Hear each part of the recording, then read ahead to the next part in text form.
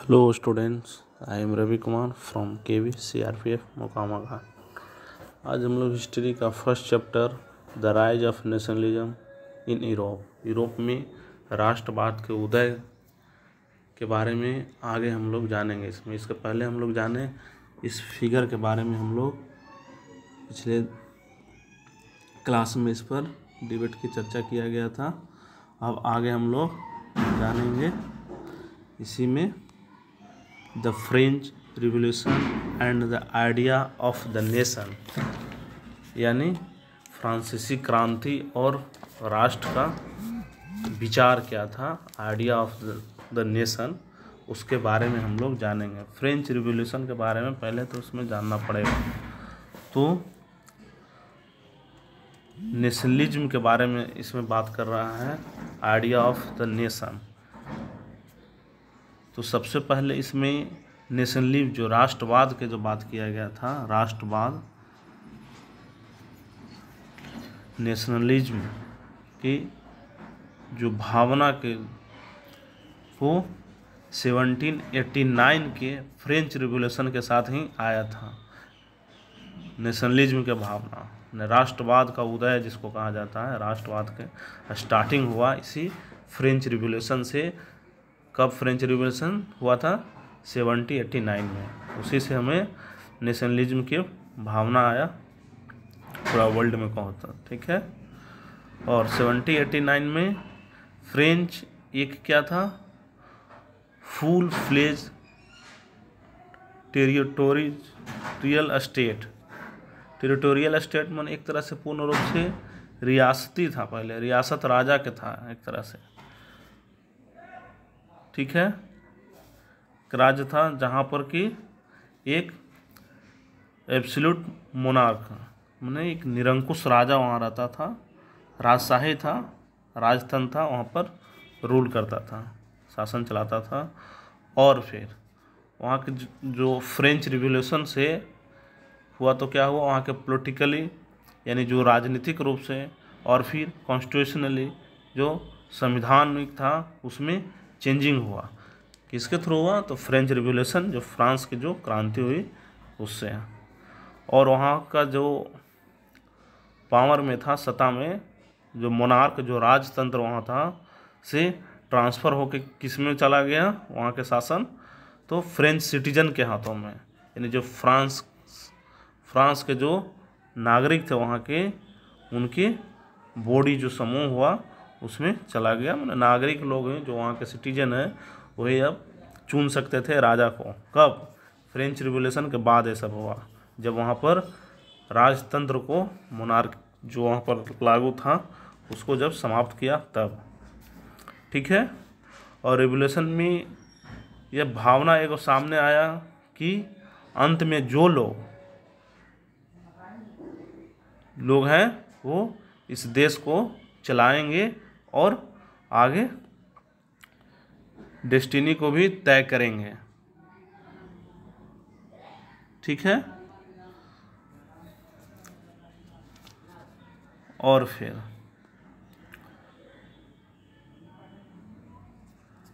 First में starting में एक वहाँ ये चीज़ था, एक था यहाँ पर मेन चीज़ है इसमें, फ्रेंच रिवॉल्यूशनरीज के थ्रू जो फ्रांस के क्रांतिकारी लोग थे वो लाना चाहते थे कलेक्टिव आइडेंटिटी, यानी सामूहिक जो पहचान होता है किसी भी देश के लोगों का, उसको लाना चाहते थे। और लाए भी उन लोग जो फ्रेंच रिवॉल्यूशनरीज थे, जो क्रांतिकारी लोग थे, वो डिफरेंट टाइप के स्टेप उठाए वो।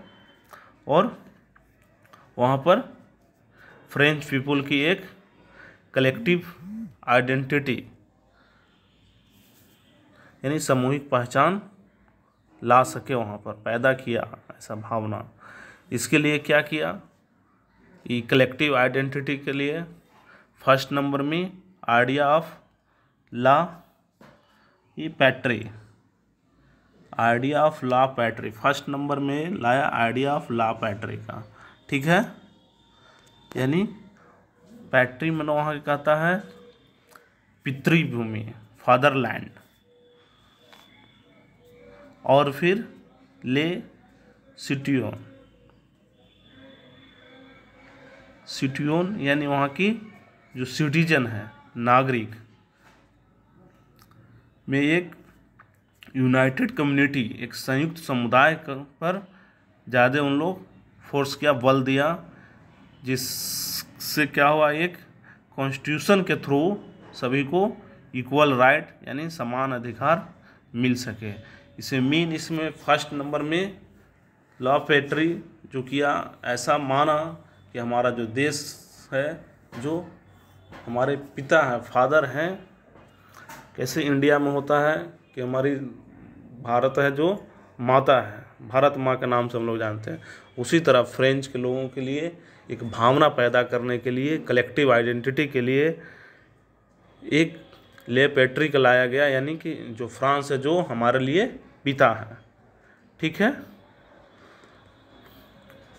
और फिर उसके बाद सेकंड नंबर में क्या किया गया, ये न्यू फ्रेंच फ्लैग, वहाँ पर नया झंडा फ्रांस का लाया गया जो 3 कलर में था, 3 रंगों का तिरंगा था, वो उसको चुना गया। और फिर ई स्टेट चौथा नंबर में, थर्ड नंबर में ई स्टेट जनरल का जो इलेक्ट होता था, चुनाव जो किया जाता था ई स्टेट जनरल का, वो अब बॉडी ऑफ एक्टिव सिटीजन, जो एक्टिव सिटीजन के जो ग्रुप के थ्रू किया जाने लगा था। और फिर उसका नाम भी चेंज कर दिया गया, रीनेम किया गया, उसको नेशनल असेंबली कर दिया गया। ये सब क्या कर रहा है, ये सब क्या चीज़ लाने के लिए, तो कलेक्टिव आइडेंटिटी, एक सामूहिक पहचान बनाने के लिए ये सब किया जा रहा है। किसके थ्रू, तो फ्रांसीसी क्रांतिकारियों के थ्रू, फ्रेंच रिवॉल्यूशनरी थे उसी के थ्रू। ठीक है। उसका नाम चेंज करके क्या बना दिया गया, जो ई स्टेट जनरल था उसको चेंज करके अब नेशनल असेंबली किया गया। और फिर उसके बाद फोर्थ नंबर में देखिएगा कि न्यू हाइमन्स कंपोज किया गया, नया नया प्रस्तुत किया गया, रचना किया गया। फिर ओथ शपथ लिया गया। और फिर जो उस समय जो शहीद हो गए थे उन्हीं के का गुणगान किया गया। और ये सब किसके नाम से किया गया, तो राष्ट्र के नाम से सभी को संबोधित किया गया। ठीक है, ताकि सामूहिक पहचान बन सके। और फिर एक और व्यवस्था किया गया, एक सेंट्रलाइज एडमिनिस्ट्रेटिव सिस्टम, यानी केंद्रीय प्रशासनिक व्यवस्था था, जिसके थ्रू अपने टेरिटरी, जो भूभाग था फ्रांस का, उसमें जो रहने वाले लोग हैं के लिए एक यूनिफॉर्म लॉ बनाया, यानी समान कानून बनाया गया। उस एरिया में जितना भी लोग रहते थे वहाँ के पीपल्स, उनके लिए एक इक्वल राइट लाया गया, यूनिफॉर्म लॉ लाया गया, एक समान कानून। ठीक है। और फिर आगे इसमें जानते हैं। और फिर इंटरनल कस्टम्स, ये तो सेंट्रलाइज हो गया। और फिर इसके बाद इंटरनल कस्टम जो था देश के अंदर, इंटरनल कस्टम ड्यूटी को वहाँ पर समाप्त कर दिया गया। जो अपने देश में ही, उस एरिया में ही एक्सपोर्ट या इंपोर्ट जो हो रहा होगा, आयात निर्यात, उस पर जो पहले ड्यूटी लगाया जाता था, कस्टम टैक्स, उसको समाप्त कर दिया गया। ठीक है।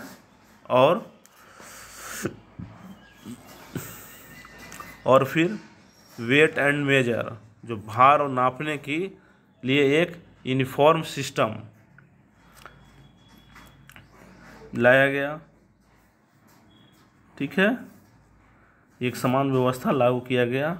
और फिर वहाँ मेन चीज़ क्या किया गया, एक चीज़ और इसमें कलेक्टिव आइडेंटिटी लाने के लिए, कि वहाँ के जो लोकल लैंग्वेज थे उसको डिस्करेज्ड, यानी उसको कम किया गया, लोकल लैंग्वेज को, और जो पेरिस में फ्रेंच की तरह जो फ्रांसीसी जो स्पोकन थे, बोलने के लिए फ्रेंच भाषा था जो लैंग्वेज, जो उसी की तरह बोलने और लिखने में, स्पोकन एंड राइटिंग में था, पेरिस में जो भाषा था उसी को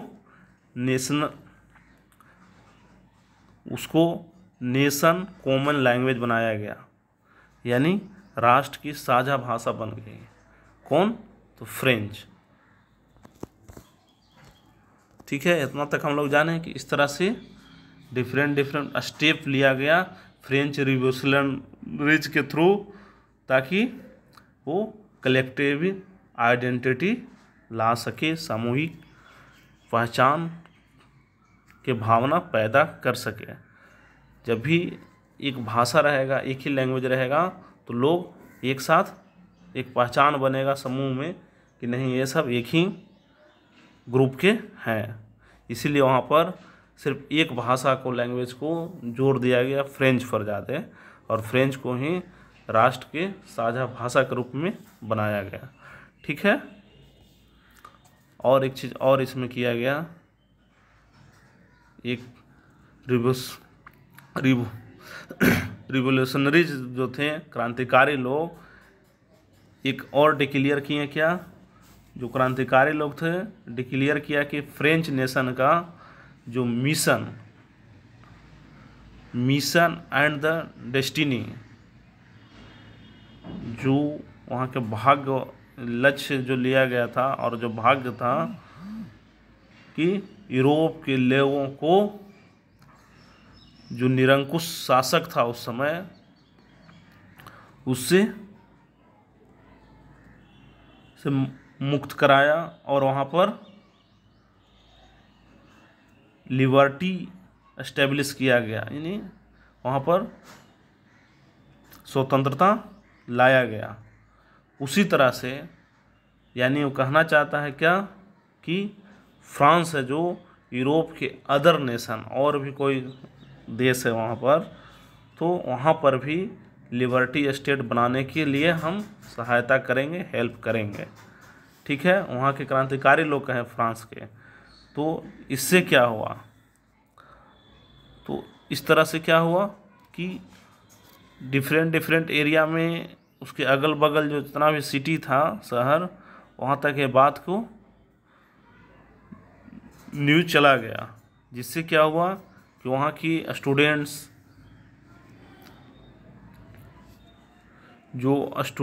थे वो, या फिर एजुकेटेड मिडिल क्लास के, या फिर अदर जो मेंबर थे, वो सब क्या हुए, ये वहाँ के एक जैकोबिन क्लब था फ्रांस के, उसी तरह जिस तरह से जैकोबिन क्लब ने अपना भूमिका निभाया था फ्रेंच रिवॉल्यूशन में, उसी तरह से उन लोग भी जैकोबिन क्लब का एस्टेब्लिश करने लगे, स्थापना करने लगे, जिससे क्या हुआ कि फ्रेंच के जो आर्मी था उसको इससे हेल्प मिला। इस तरह की एक्टिविटी से, जो एक्टिविटी जो कर रहे थे वहाँ के स्टूडेंट या फिर एजुकेटेड जो मिडिल क्लास के लोग, एक्टिविटी और जो कैंपेन चला रहे थे, किसके विरुद्ध में चला रहे थे उन लोग? तो जो राजतंत्र था, राजा था वहाँ, मोनार्की जो लागू किया गया था, उसी के विरुद्ध में चला, जिससे क्या हुआ, फ्रेंच आर्मी को इससे हेल्प मिला, और 1790 में उन लोग हॉलैंड, बेल्जियम, स्विट्ज़रलैंड, इटली के बहुत बड़े एरिया पर लोग कब्जा कर लिया वहाँ पर। ठीक है, और फिर फ्रेंच जो वहाँ के नेशनलिज्म का आइडिया को भी दूसरे देश में पहुँचाया। जो फ्रेंच जो आर्मी थे, उन लोग दूसरा देश और जो उसके अगल बगल वाले जो कंट्री थे, वहाँ पर नेशनलिज्म का जो आइडिया था उसको पहुँचाया, यानी विदेशों में भी ले गया ये राष्ट्रवाद का अपना विचार, जो आइडिया था। ठीक है, इस तरह से हम जाने फ्रेंच रिवॉल्यूशन के बारे में कि वहाँ पर किस तरह से कलेक्टिव आइडेंटिटी किया गया और क्रांतिकारियों के द्वारा किस तरह से लोगों को प्रोत्साहित किया गया, और इसी तरह का उसी का फ़ायदा उठाकर फ्रेंच सैनिकों ने वहाँ पर जो हॉलैंड, बेल्जियम, स्विट्ज़रलैंड और इटली के बहुत बड़े भाग पर उन लोग कब्जा कर लिया था। ठीक है, इस तरह से हम फ्रेंच रिवॉल्यूशन के बारे में जाने, और इसके आगे हम लोग जानेंगे नेपोलियन के बारे में। ठीक है, नेपोलियन के बारे में हम अगला क्लास में चर्चा करेंगे। थोड़ा सा हम लोग जान ले रहे हैं नेपोलियन के बारे में, इसमें क्यों किया गया है, नेपोलियन कौन था। तो नेपोलियन जो फ्रांस में तो एक डेमोक्रेटिक आ गया था, कब, तो 1789 के बाद जब राजशाही वहाँ तंत्र हट गया तो वहाँ डेमोक्रेटिक स्थापित हो गया था, प्रजातंत्र की व्यवस्था हो गई थी। लेकिन जब नेपोलियन ने 1804 में जब फ्रांस की गद्दी पर बैठा, उन्होंने सत्ता पर आया, कब्जा किया, तो वह नेशनल असेंबली जो बनाया गया था जिसमें लोगों के भागीदारी रहते थे, एक्टिव पीपल्स के, उसको वो समाप्त कर दिया फर्स्ट नंबर में। और जो लोगों के द्वारा जो इसमें जो चुनने का प्रोसेस था, पहले ना तो भंग किया नेशनल असेंबली का, जो प्रोसेस था इसमें चुनने के, उसको भी वो समाप्त कर दिया। और वह बहुत सारे अच्छा भी काम किया, बहुत सारे उसमें रिफॉर्म भी किए, बहुत से रूल में बनाए, और उसने यूरोप के दूसरे टेरिटरी जो रियासत था उस पर भी कब्जा किया, और वहाँ पर भी वो अपना जो रूल था उसी का फॉलो किया। इसी में हम लोग आगे जानेंगे नेपोलियन कोड के बारे में। ठीक है,